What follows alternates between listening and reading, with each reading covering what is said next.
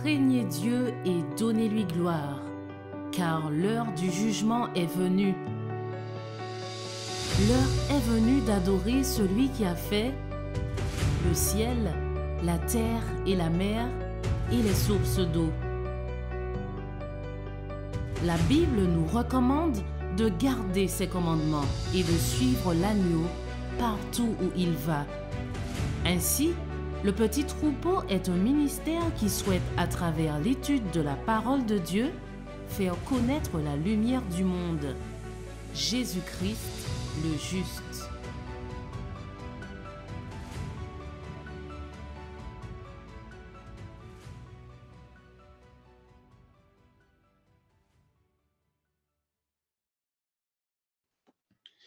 Je vais vous inviter à vous incliner pour la prière.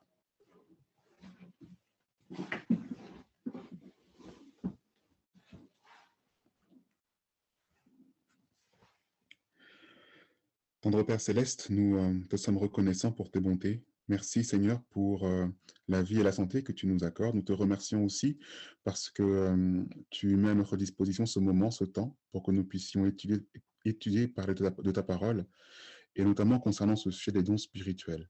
Sujet qui nous apporte un engagement, sujet qui nous permet d'en savoir plus sur les actions que nous pouvons mener au sein de l'Église et pour former ce corps et le faire se développer. Merci au Père pour ce moment que tu nous donnes et que chacun puisse être béni à travers ta parole en ce soir et durant toute cette semaine. Que toute gloire te soit rendue, nous te prions en Jésus-Christ. Amen.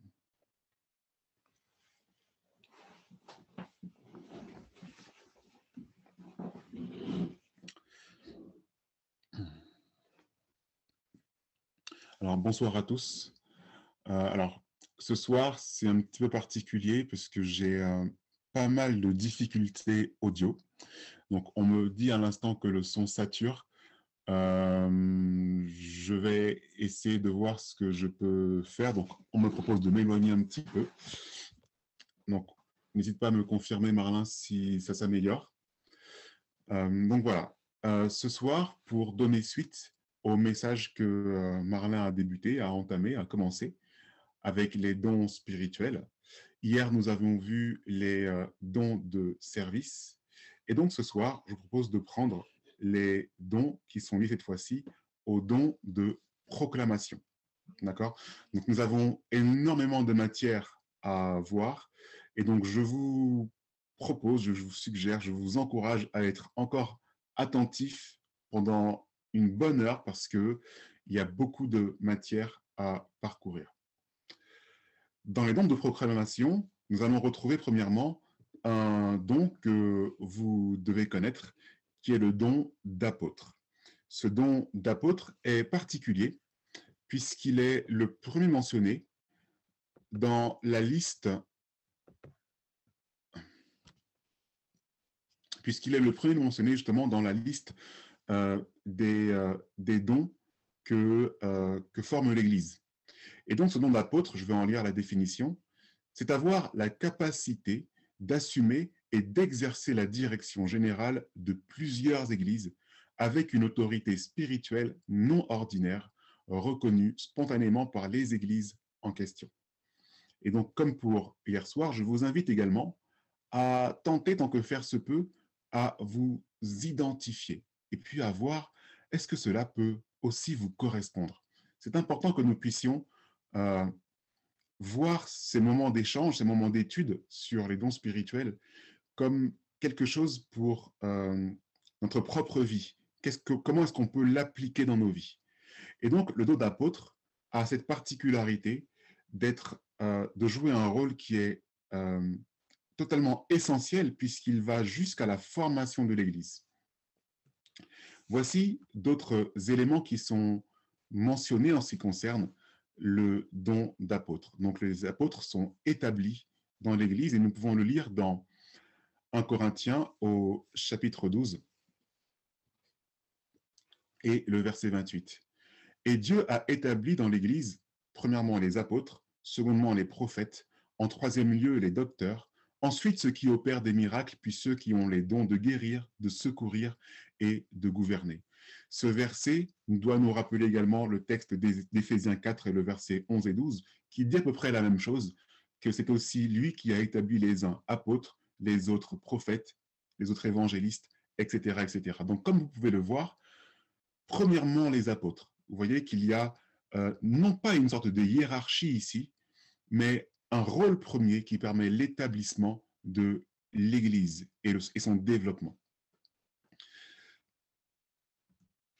Dans 2 Corinthiens 11 et les versets 13 à 15, il nous est fait mention de ce que l'on appelle des faux apôtres.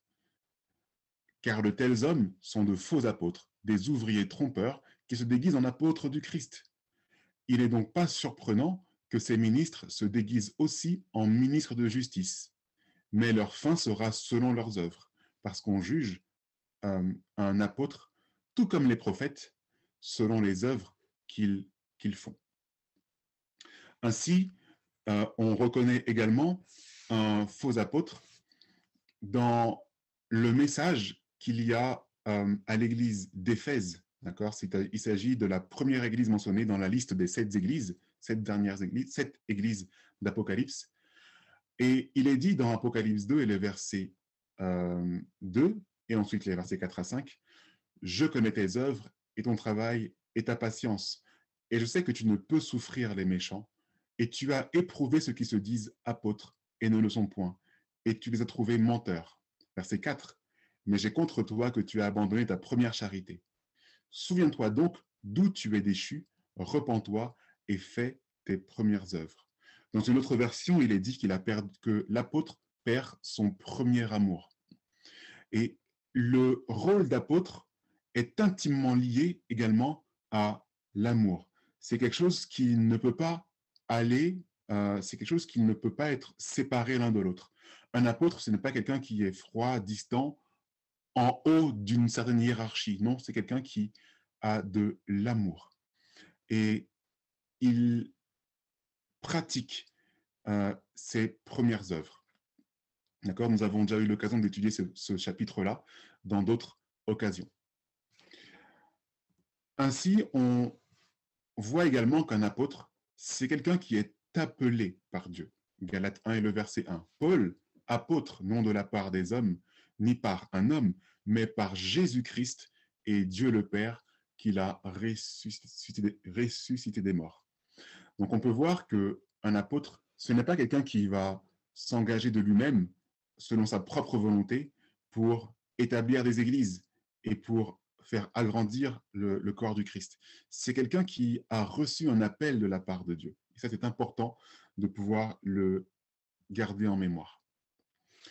Donc, on a une confirmation dans Galates 1, versets 15 à 16. « Mais quand il plut à Dieu qui m'avait choisi dès le sein de ma mère et qui m'a appelé par sa grâce, de me révéler intérieurement son Fils, afin que je l'annonçasse parmi les gentils.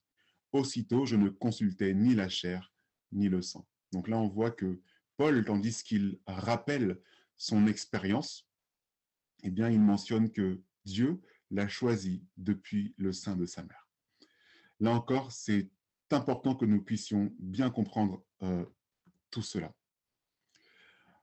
Enfin, l'apôtre, s'il est appelé par Dieu, il est choisi par l'Église.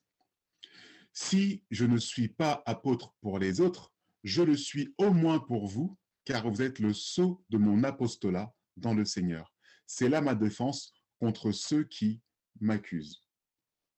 Et donc, on voit que pour être apôtre, être apôtre, il y a un choix qui est commun entre Dieu et l'Église. Alors, je vais demander à la personne qui vient de se connecter de bien vouloir couper son micro pour la suite du programme. Voilà, je vous remercie. Donc, il y a un lien qui est fait entre l'Église et Dieu lui-même. Donc, Dieu va choisir un individu qui doit se sentir appelé, mais c'est l'Église qui, par l'esprit que Dieu lui envoie, doit pouvoir sélectionner, doit pouvoir choisir cet individu. Et cela nous rappelle aussi un autre texte que je n'ai pas mentionné ici, qui se trouve dans Actes au chapitre 13 et les versets 2 à 3. Pendant qu'ils célébraient le culte du Seigneur et qu'ils jeûnaient, le Saint-Esprit leur dit, mettez à part pour moi Barnabas et Saul, en vue de l'œuvre à laquelle je les ai appelés. Alors, ayant jeûné et prié, ils leur imposèrent les mains et les firent partir. Donc, il y a euh, un lien qui est fait où Dieu a appelé des individus, mais il demande à l'Église de pouvoir, cette fois-ci, les choisir et de les emmener sur le terrain. L'apôtre, dans son rôle, est garant de l'essor de l'Église, nous rappelle Acte 6 et les versets 1 à 6. Cette proposition plut à toute l'assemblée et ils élurent Étienne, homme plein de foi et du Saint-Esprit, et Philippe et Procore et Nicanor et Timon et Parménas et Nicolas, prosélytes d'Antioche, et ils les présentèrent aux apôtres, qui en priant leur imposèrent les mains. Ici, les apôtres vont imposer les mains à de nouveaux responsables qui vont permettre d'élargir et de faire agrandir l'Église. Donc l'apôtre a vraiment un rôle dans l'agrandissement et dans le développement de l'Église. Dans 2 Corinthiens 11 et le verset 28, l'apôtre mesure totalement la portée de sa responsabilité. Et chaque jour, sans parler des autres choses, je suis assiégé par les soucis de toutes les églises. Ici, c'est un témoignage qui nous vient directement de Paul et qui montre à quel point il était lié aux églises qu'il faisait développer. Et donc, on voit que les soucis qu'il y avait dans ces différentes églises remontaient jusqu'à lui. Donc, il y a un maître mot lorsque l'on est apôtre, c'est également la coordination, l'organisation. C'est quelque chose qu'il est essentiel d'avoir si l'on est appelé à devenir apôtre et choisi en plus par l'Église. Dans Acte 2, versets 41-42, l'apôtre est aussi gardien de la vérité et de la doctrine. Ceux donc qui reçurent de bon cœur sa parole furent baptisés, et ce jour-là, environ 3000 âmes furent ajoutées aux disciples. Or, ils persévéraient dans la doctrine de quoi? Des apôtres, dans la communion, dans la fraction du pain et dans la prière. Ce qui veut dire que les apôtres ont apporté des doctrines et ils sont garants du maintien de la doctrine qui leur vient elle-même de Dieu et de ce qu'il leur a enseigné. Donc Dieu enseigne aux apôtres, les apôtres enseignent et permettent le maintien des doctrines au sein de l'Église. Donc là, vous voyez qu'il y a un rôle d'organisation, de coordination, de soutien. L'apôtre est vraiment quelqu'un d'essentiel dans le cadre du développement de l'Église. L'esprit de prophétie, au chapitre 49 de Conquérant Pacifique, nous parle de l'apôtre en disant que l'apôtre l'exhortait ensuite à rester ferme dans la foi. C'est pourquoi, disait-il, je t'exhorte à ranimer le don de Dieu que tu as reçu par l'imposition de mes mains, car ce n'est pas un esprit de timidité que Dieu nous a donné, mais un esprit de force, d'amour, de sagesse. N'aie donc point honte du témoignage à rendre à notre Seigneur, ni de moi son prisonnier, mais souffre avec moi pour l'Évangile par la puissance de Dieu. Paul suppliait Timothée de se souvenir qu'il l'avait appelé à une sainte vocation pour proclamer la puissance de celui qui avait mis en évidence la vie et l'immortalité par l'Évangile. C'est pour cet Évangile, ajoute-t-il, que j'ai été établi prédicateur et apôtre, chargé d'instruire les païens. C'est aussi, et c'est à cause de cela que je souffre ces choses. Mais je n'en ai point honte, car je sais en qui j'ai cru, et je suis persuadé qu'il a la puissance de garder mon dépôt jusqu'à ce jour-là. Ainsi, Paul exhorte ici Timothée à avoir des caractéristiques avec un esprit de force, d'amour et de sagesse, qui doit être l'apanage en fait de l'apôtre. Donc, gardons tout cela en mémoire. Si vous identifiez à ce que nous avons lu, eh bien, je vous invite à étudier davantage les caractéristiques de l'apôtre. Je vais maintenant passer à un autre don de proclamation qui est le don de prophétie. Dans sa définition, c'est avoir la capacité de recevoir et de communiquer un message particulier de la part de Dieu. Message qui peut être pour une génération future ou même dans notre cas pour les jours qui vont suivre, mais cela aussi est une capacité à interpréter les messages prophétiques passés et de ceux qui se sont déjà réalisés, en tout cas de faits historiques qui se sont déjà réalisés. Nous voyons que le don de prophétie, comme nous rappelle Éphésiens 4 et le verset 11, c'est aussi lui qui a établi les uns apôtres, les autres prophètes, les autres évangélistes, les autres pasteurs et docteurs. Vous voyez que le prophète entre dans le cadre, dans l'organisation de l'Église. Dans une Église organisée, nous allons retrouver à la fois des apôtres, des prophètes, des évangélistes, des pasteurs et des docteurs. À travers le mot docteur, comprenez aussi le mot enseignant.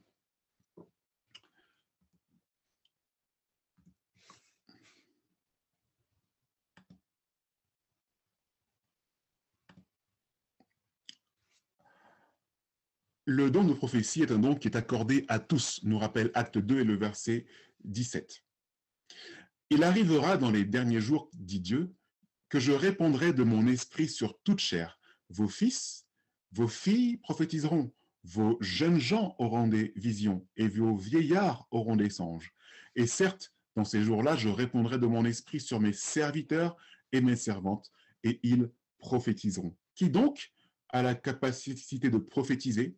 Eh bien tous, que vous soyez fils, filles, jeunes gens, jeunes hommes, jeunes filles, ou vieillards, personnes âgées, donc, ou moins jeunes, serviteurs et servantes. Tous avons cette capacité, en tout cas, de pouvoir développer ce don de prophétie. Il s'agit bien sûr de le développer. Ce texte est également une répétition du texte qui se trouve dans Joël 2.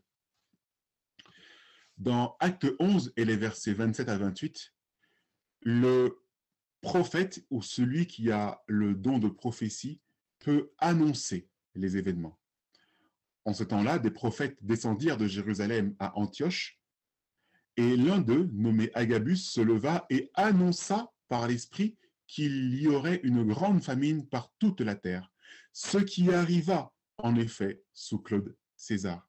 De même que on reconnaît un apôtre à ses fruits, on reconnaît aussi un prophète à ses fruits également. Donc il y a ce qu'il annonce, est-ce que cela se réalise? On voit ici que dans le cas de, je crois que c'est dans le cas de Philippe, si je ne me trompe pas, que ce qu'il a prophétisé a bien été et c'est bien réalisé. Donc il annonce ce que l'Esprit lui demande d'annoncer. On voit dans d'autres textes, comme le texte d'Ézéchiel, que Dieu demande à Ézéchiel d'annoncer toute la vision qu'il a reçue, toutes les visions qu'il reçoit. Ainsi, le prophète, quand il reçoit une vision de la part de Dieu, ou également une compréhension ou une interprétation des choses que Dieu lui donne, il a ce devoir de le restituer. Dans Jérémie 1 et le verset 9, souvenez-vous, ce qu'il restitue vient toujours de la part de Dieu. Puis l'Éternel étendit sa main et toucha ma bouche. Et l'Éternel me dit, voici, j'ai mis mes paroles dans ta bouche. Dans Acte 2, le prophète est capable aussi d'expliquer la parole.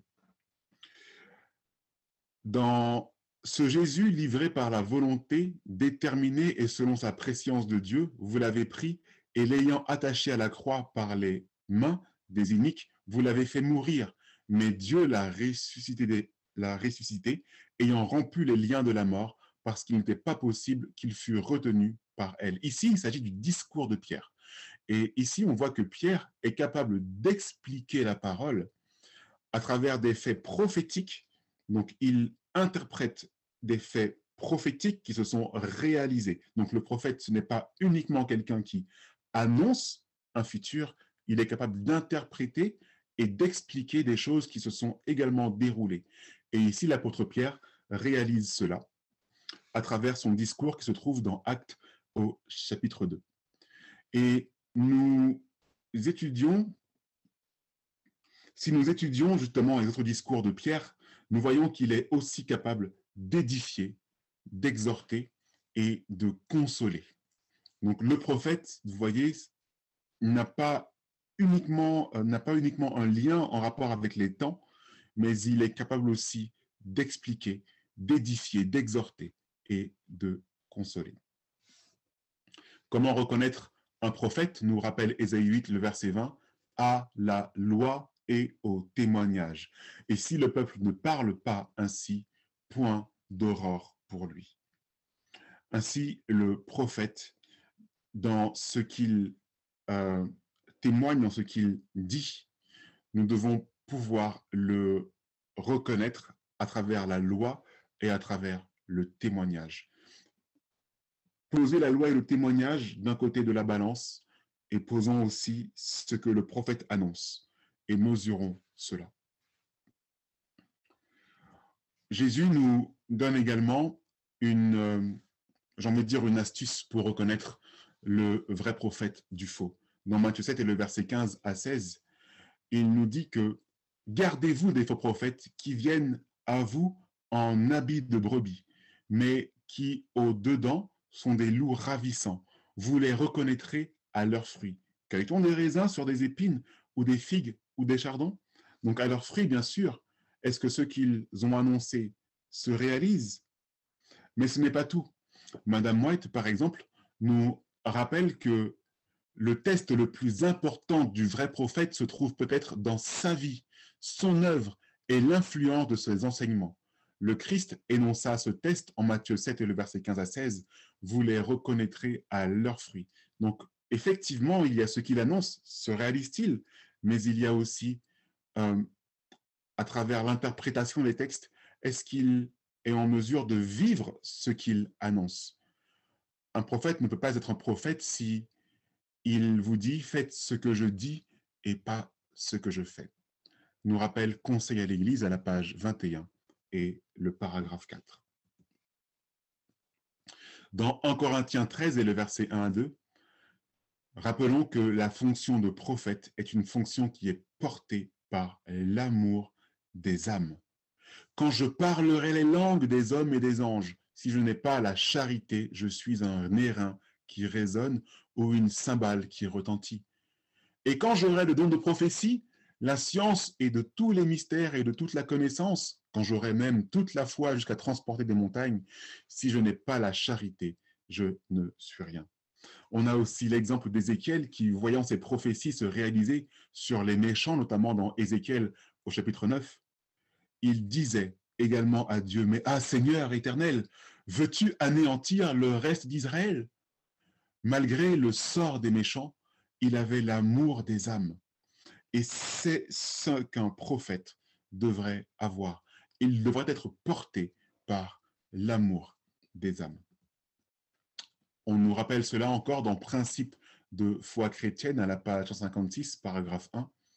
La Bible attribue son existence à Dieu, et pourtant elle a été écrite par des hommes. En effet, le style de ces différents livres trahit la personnalité de divers écrivains. Toutes les vérités qui y sont révélées, quoique inspirées de Dieu, sont exprimées dans le langage humain. Par le Saint-Esprit, l'être infini a illuminé le cœur de ses serviteurs. Il leur a donné des songes, des visions, des symboles et des images, tout en leur laissant la liberté de s'exprimer, d'exprimer la vérité dans leur propre langue. Elle nous rappelle aussi que l'Écriture a été écrite par de nombreux hommes ayant différents caractères. Ainsi, les prophètes peuvent s'exprimer sur un sujet commun avec des idées différentes, mais aucun d'entre eux aucun d'entre eux ne se contredira, parce que à la lumière de l'esprit qui les inspire, ils devront arriver aux mêmes conclusions. Et malgré tout, Dieu donne une certaine latitude à chacun de pouvoir exprimer comme il l'entend. Donc, nous voyons à travers cela que les différents dons, et cela s'applique pour les différents dons, cela n'est pas fermé à un caractère en particulier, ni à un individu en particulier, mais tous, nous pouvons nous exprimer à travers ces différents dons.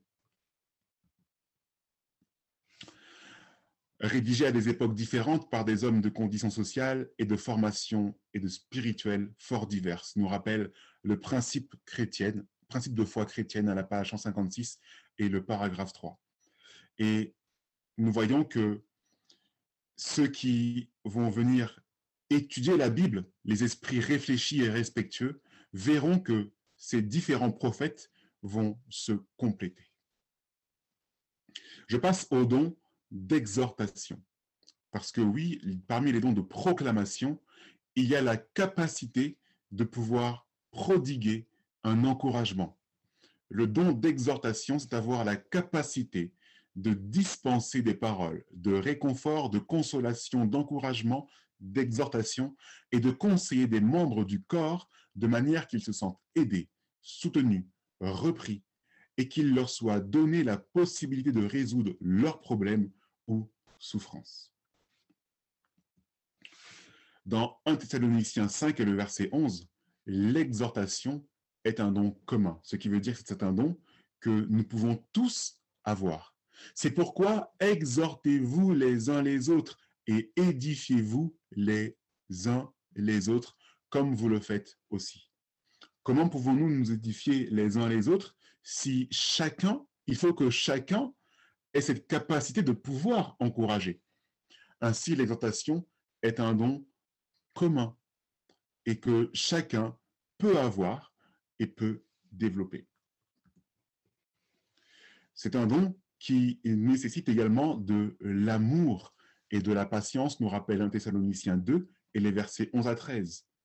Et vous savez que nous avons été pour chacun de vous comme un père pour ses enfants, vous exhortant, vous encourageant et vous conjurant de vous conduire d'une manière digne de Dieu qui vous appelle à son royaume et à sa gloire.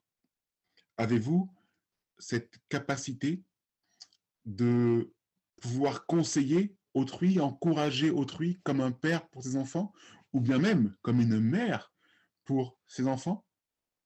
Eh bien, c'est que vous pouvez également avoir ce don d'exhortation. 1 Thessaloniciens 5 et le verset 14 nous rappelle que le don d'exhortation, c'est aussi la capacité de reprendre.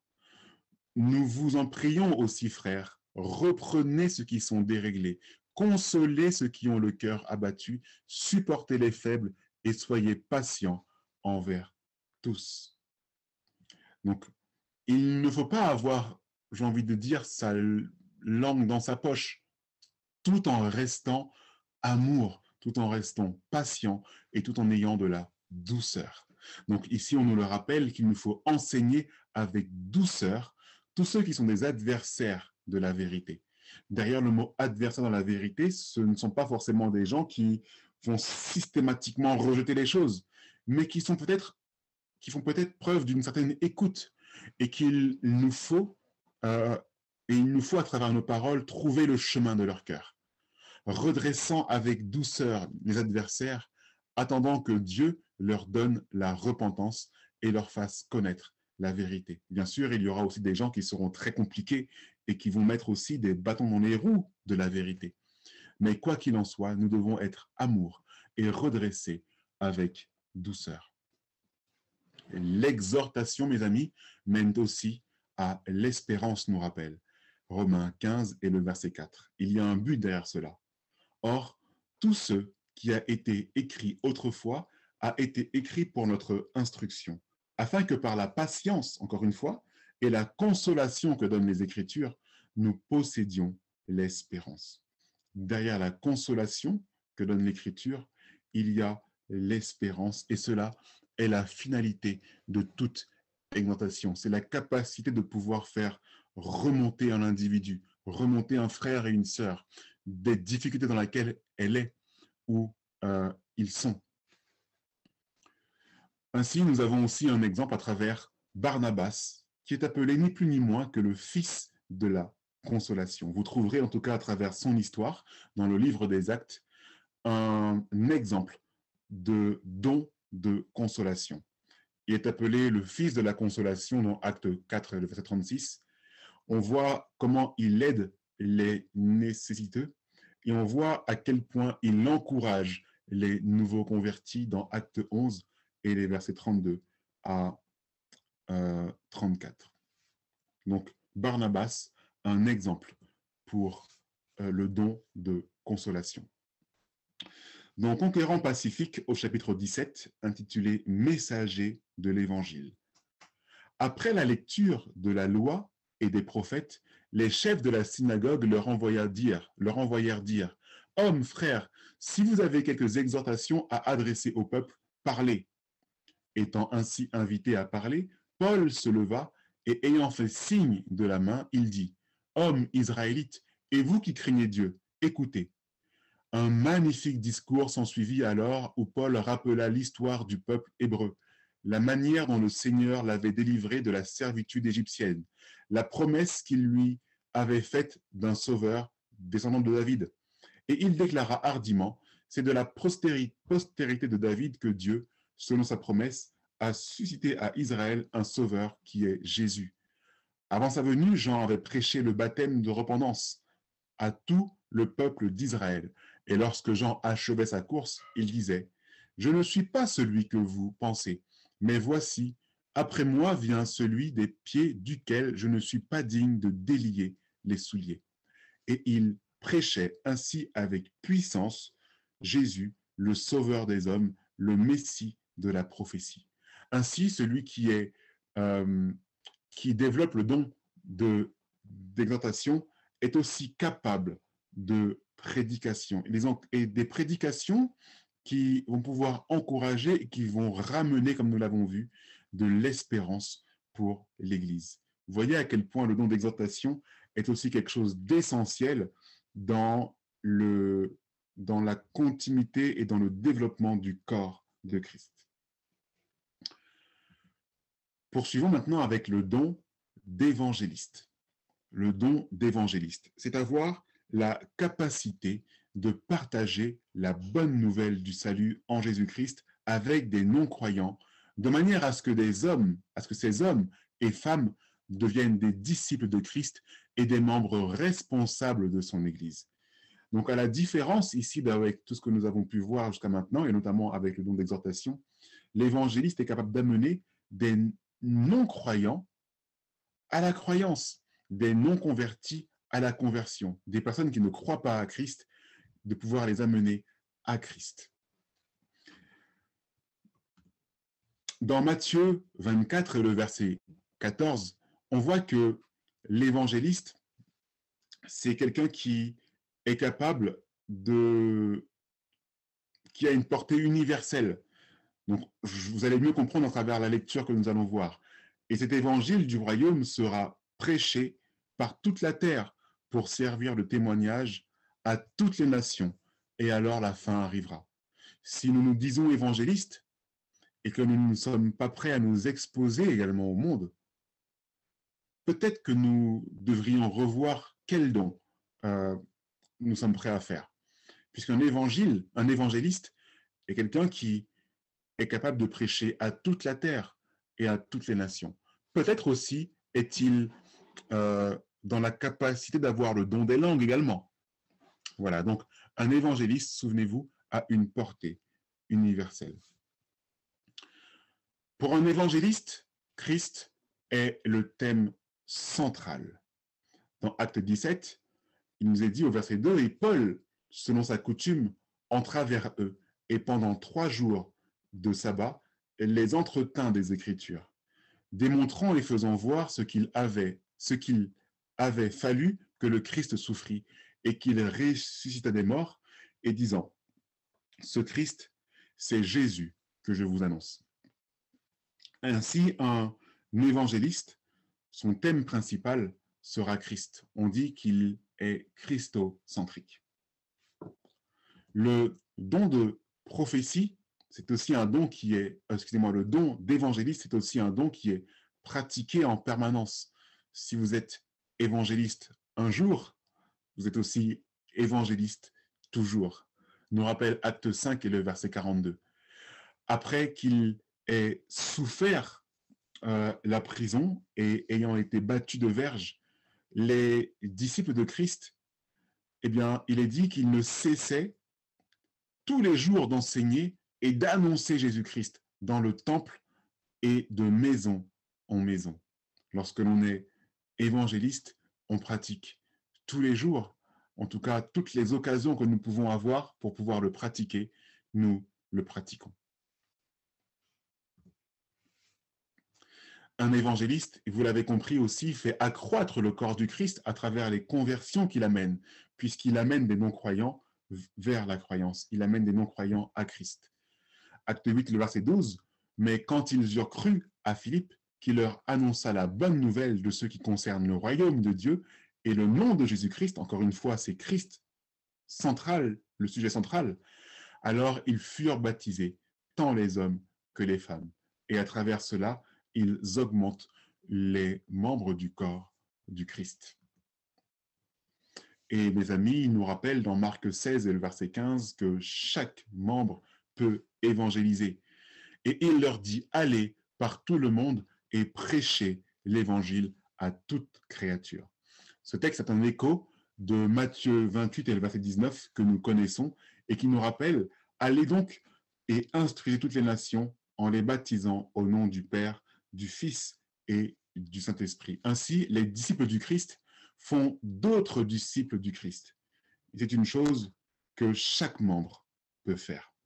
Donc, vous voyez que ce chandelier a 7 branches, a une branche, mais qui se divise en 7. Alors, si chacune de ces branches se divise encore, eh bien, mes amis, nous nous retrouvons avec une église pleine de nouveaux disciples de Christ. Et cela fait partie aussi du rôle de l'évangéliste. Dans évangéliser, il nous faut des prédicateurs de l'évangile et des pasteurs. Dieu demande des prédicateurs de l'évangile. Un véritable évangéliste aime les âmes. Tel un chasseur ou un pêcheur, il se met en quête des hommes. Il nous faut des pasteurs, des bergers fidèles, qui ne flatteront pas le peuple de Dieu, ni ne le traiteront durement, mais nourriront du pain de vie. Remarquez les points communs que nous avons vus jusqu'à maintenant. Il y a l'amour des âmes, parle avec douceur, avec patience. Un véritable évangéliste aime aussi les âmes. Et c'est un prédicateur qui a cette capacité aussi de se répandre dans le monde. Il n'a pas honte de l'évangile. Ce serait bien étrange qu'un évangéliste ait honte de l'évangile qu'il doit représenter. Nous passons maintenant à un don qui est particulièrement important à nous qui sommes organisés aussi en Église, c'est le don de pastorat. C'est avoir la capacité d'assurer sur une longue période le bien-être spirituel d'un groupe de croyants. Donc, encore une fois, je rappelle que ces différents dons sont mentionnés pour que vous puissiez aussi vous en imprégner. Voilà. Suis-je en mesure d'avoir tel ou tel don? Posez-vous cette question. Donc, on nous rappelle à travers Éphésiens 4 et le verset 11 que le pasteur fait partie de l'organisation de l'Église. Le rôle du pasteur, c'est un rôle important. Il connaît ses brebis, nous rappelle Proverbe 27 et le verset 23. Applique-toi à connaître l'état de tes brebis et donne tes soins à tes troupeaux. Ça, c'est important. Si un pasteur ne connaît pas les membres, il a intérêt en fait de le connaître et donc d'organiser une rencontre pour pouvoir apprendre à le connaître davantage. Cela ne veut pas dire que c'est un mauvais pasteur. Cela veut peut-être dire qu'il n'a pas encore eu l'occasion d'aller voir une nouvelle brebis. Il guide également ses brebis, nous rappelle Ésaïe 40 et le verset 11. Il paîtra son troupeau comme un berger. Il rassemblera les agneaux entre ses bras et les portera dans son sein. Il conduira celles qui allaitent. Donc, un pasteur a cette capacité de pouvoir guider ses brebis. Il nourrit également le troupeau. D'accord? Il nous rappelle, cela nous est rappelé dans Acte 20 et le verset 28. Prenez donc garde à vous-même et à tout le troupeau sur lequel le Saint-Esprit vous a établi évêque pour paître l'Église de Dieu qu'il a acquise par son propre sang. Le pasteur a donc comme rôle également de nourrir. Donc vous voyez qu'il connaît, il guide et il nourrit. Et ce n'est pas tout, il va jusqu'à protéger le troupeau. Souvenez-vous dans Samuel 17, où David va dire à Saül, j'arrachais la brebis de la gueule du lion et de l'ours qui venaient attaquer le troupeau. Nos pasteurs sont-ils en mesure d'aider nos frères et sœurs jusqu'à arracher nos frères et sœurs du danger? Sans doute, possiblement un danger physique, aussi un danger spirituel, mais n'oublions pas que le rôle du pasteur est aussi lié à la vie, lié à la santé de son troupeau. Donc, on va en reparler dans quelques instants.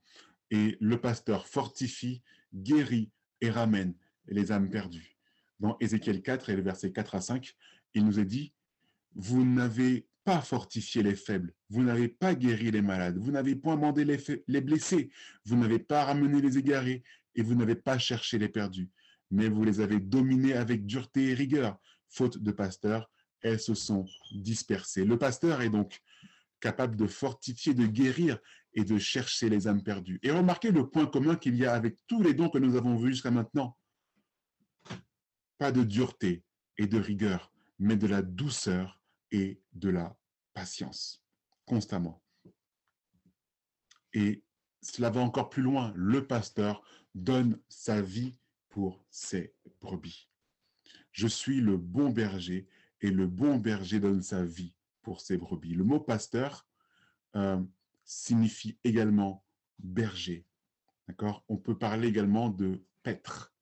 Donc, à chaque fois qu'il est question de paître les brebis, à chaque fois qu'il est question de s'occuper du troupeau, il est question également du rôle du pasteur.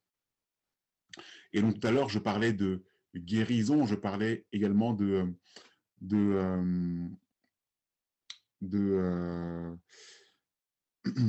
je parlais également de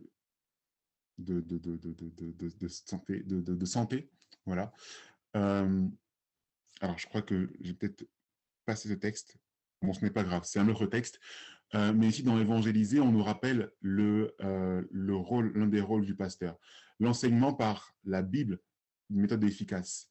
Dans chaque district urbain où nous pénétrons, nous devons poser de solides fondements en vue d'une œuvre permanente. Il nous faut suivre les méthodes du Seigneur en travaillant de maison en maison, en donnant des études bibliques dans les foyers. Le pasteur entrera en contact avec beaucoup de personnes en quête de vérité.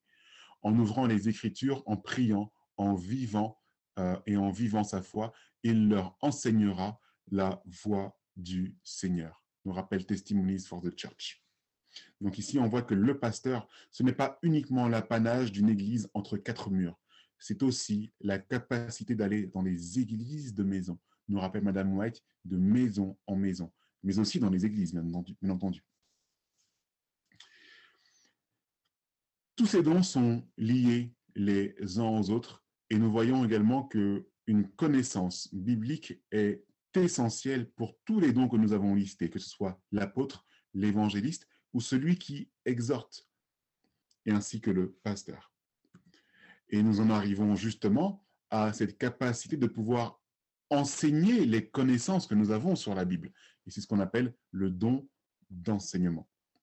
C'est avoir la capacité d'étudier et de communiquer des informations pouvant être utiles au bien-être et à la mission du corps de Christ, afin que ses membres puissent apprendre et transmettre cela.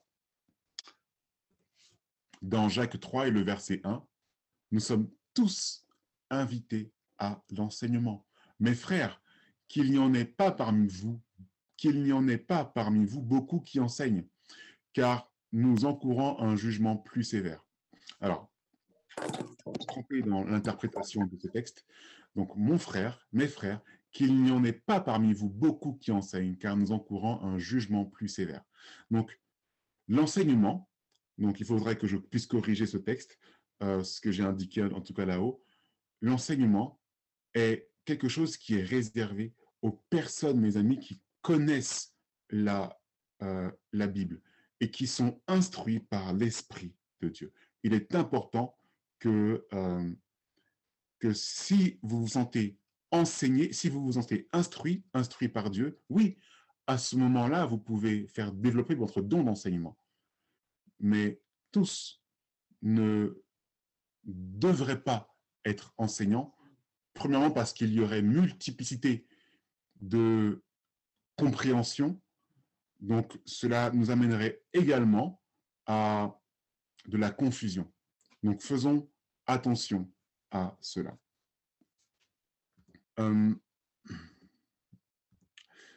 Donc ainsi, dans Romains 12 et le verset 5 à 7, lorsqu'il y a enseignement, il faut être en cohésion avec tous ceux qui enseignent.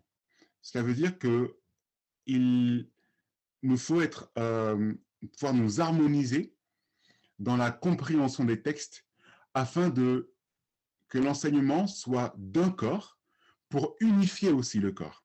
Donc dans Romains 12 et le verset 5 à 7, il nous est écrit « Ainsi, nous qui sommes plusieurs, nous sommes un seul corps en Christ, ayant toutefois des dons différents selon la grâce qui nous a été donnée, soit par la prophétie pour l'exercer selon la mesure de la foi, soit le ministère pour s'attacher au ministère, soit l'enseignement pour s'appliquer à l'enseignement, soit l'exhortation pour exhorter. Quoi qu'il en soit, dans tous les dons que nous avons vus jusqu'à maintenant, il est important que nous comprenions que tout cela a pour but d'édifier le corps du Christ.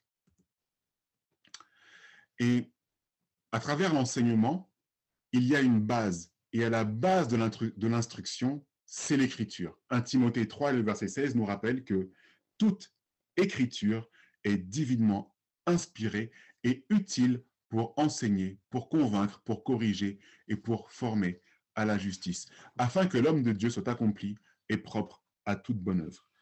L'homme de Dieu enseignant sera accompli en toute bonne œuvre et il va permettre également l'accomplissement du reste des membres. Donc encore une fois, tout cela vise à une unité et à améliorer le corps de Christ. Colossiens 1 et le verset 28 nous rappelle le but de l'instruction. C'est lui que nous annonçons, exhortant tout homme et enseignant tout homme en toute sagesse, afin de rendre tout homme parfait en Jésus-Christ. Il y a donc une volonté, il y a donc derrière un but qui consiste à rendre chacun parfait dans l'amélioration du caractère.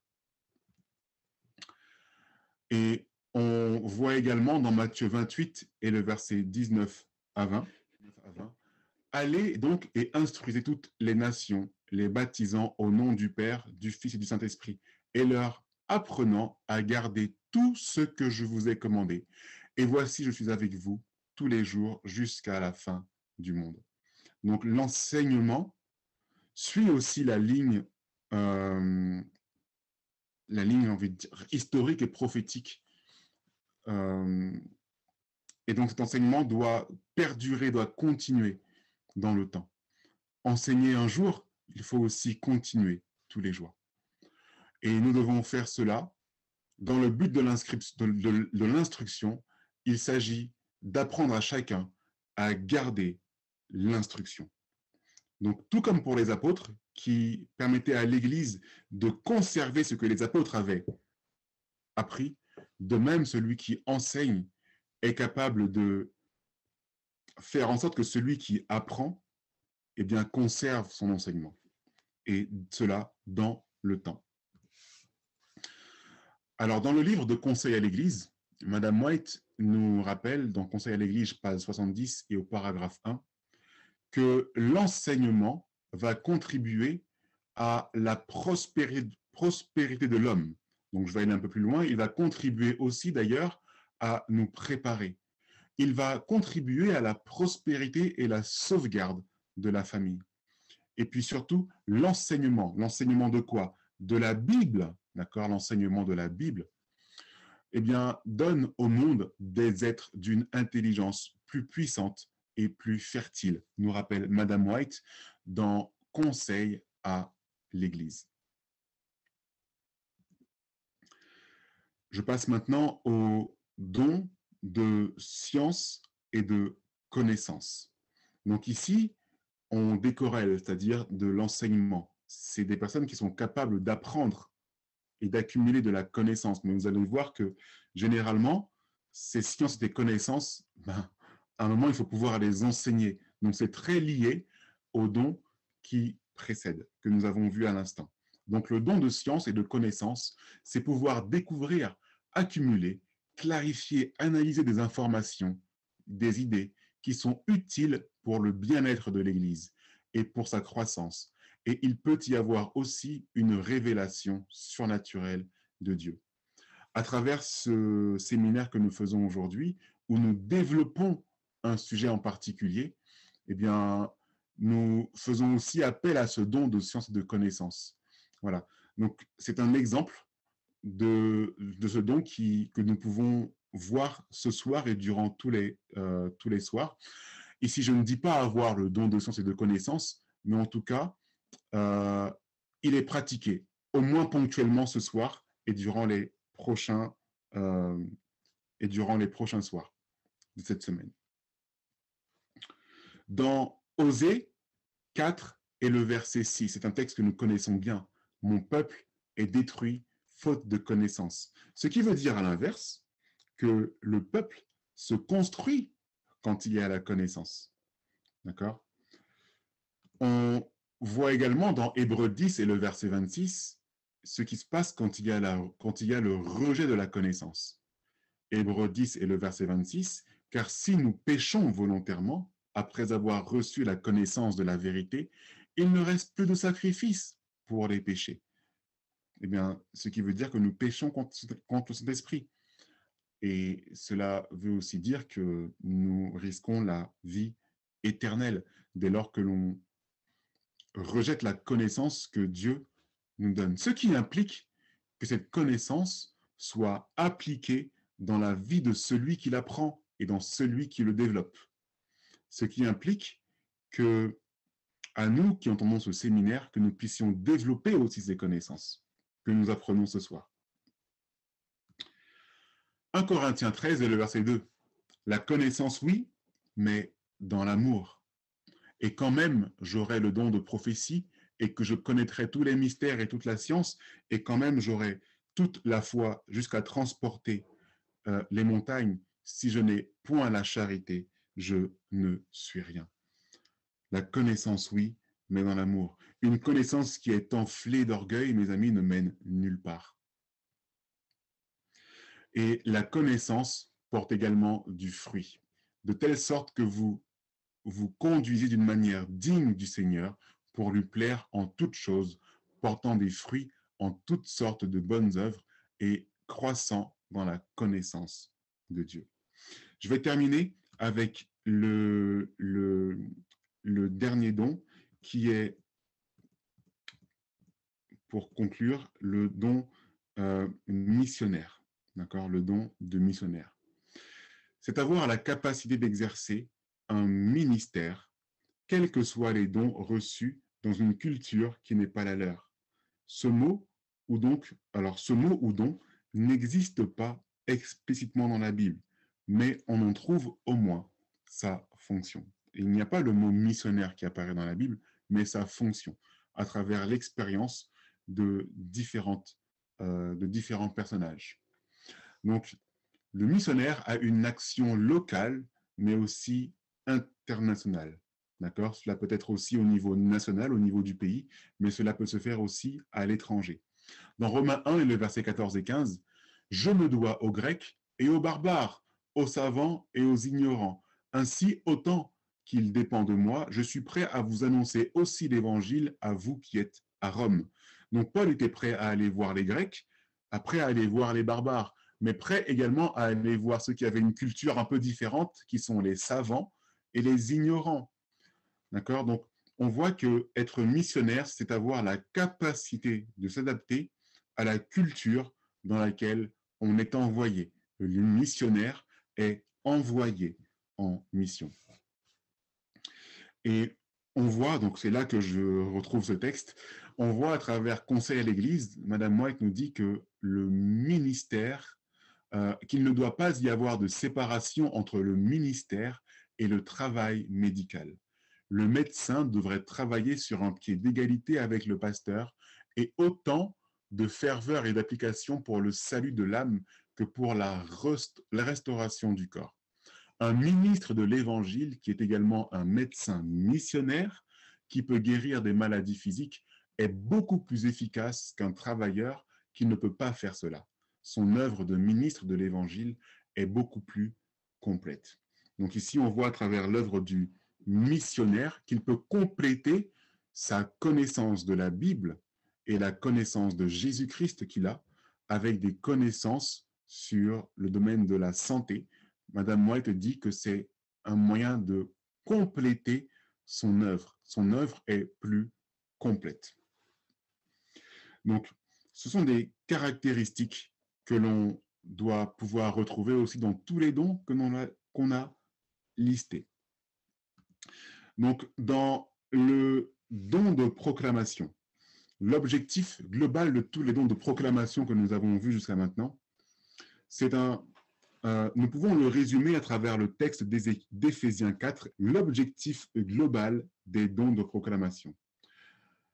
C'est aussi lui qui a établi les uns apôtres, les autres prophètes, les autres évangélistes et les autres pasteurs et docteurs pour le perfectionnement des saints, pour l'œuvre du ministère, pour l'édification du corps de Christ, jusqu'à ce que nous soyons tous parvenus à l'unité de la foi et de la connaissance du Fils de Dieu, à l'état d'homme fait, à la mesure de la stature parfaite de Christ, pour que nous ne soyons plus des petits enfants flottants et emportés çà et là à tout vent de doctrine, par la tromperie des hommes et par leur adresse à séduire artificieusement, mais que, professant la vérité dans la charité, nous croissions en toutes choses dans celui qui est le chef, Christ, de qui tout le corps, bien coordonné et étroitement uni par le concours de toutes les jointures, tire son accroissement selon la force assignée à chaque membre, afin qu'il soit édifié lui-même dans la charité. Ainsi, dans les dons de proclamation, nous voyons que le but étant le perfectionnement des saints pour l'œuvre du ministère et l'édification du corps de Christ. Et nous voyons que c'est aussi afin d'éviter les tromperies des mauvaises doctrines. Et c'est la raison pour laquelle nous avons besoin de tous les dons que nous avons listés jusqu'à maintenant: apôtres, prophètes, évangélistes, pasteurs, docteurs. À travers docteur, comprenez aussi enseignants. Et il y a également le don de sagesse que je n'ai pas eu le temps de citer maintenant parce que nous avons pris du retard. Mais voyez à quel point tous ces dons sont importants pour l'édification du corps de Christ. Aussi, encore une fois, je vous invite à tenter de vous identifier à travers tous ces dons que nous avons listés. Et puis, je vais m'arrêter là. Que Dieu vous bénisse. Je vous propose de prier directement. Inclinons-nous.